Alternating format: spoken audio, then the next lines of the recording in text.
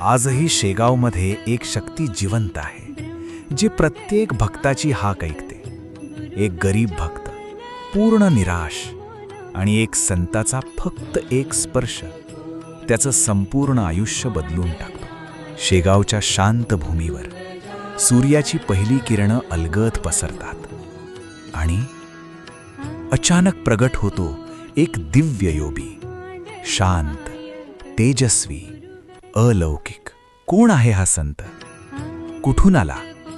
लोकांच्या उरलेल्या अन्नावर जगणारा, पण डोळ्यात अपार गूढता आणि चेहऱ्यावर अद्भुत शांतता. हळूहळू लोक त्यांच्याकडे आकर्षित होऊ लागतात.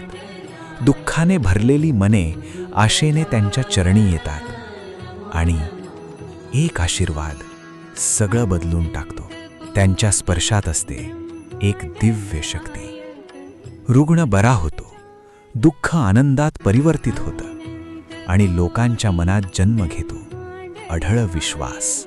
निसर्गही त्यांच्या सानिध्यात शांत होतो. प्राणी, पक्षी सगळे त्यांच्या भोवती स्थिर होतात. जणू संपूर्ण सृष्टी त्यांच्या ध्यानात लीन झाली आहे. वादळ उठतं, आकाश गडगडतं, पण ते स्थिर राहतात आणि त्यांच्या तेजाने वादळही शांत होतं. भक्तांची संख्या वाढते, श्रद्धेचे दिवे उजळतात. प्रत्येक मनात पेटतो भक्तीचा प्रकाश आणि त्या दिव्य शक्तीच्या साक्षीने उभं राहतं एक पवित्र स्थान.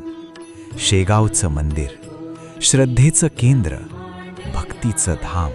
आणि मग तो क्षण येतो जेव्हा ते आपल्या देहातून मुक्त होतात आणि विलीन होतात त्या परमप्रकाशात. पण ते गेले नाहीत. आजही ते इथेच आहेत, प्रत्येक भक्ताच्या श्रद्धेत, प्रत्येक प्रार्थनेत आणि प्रत्येक हृदयात. गणगण गणात बोते.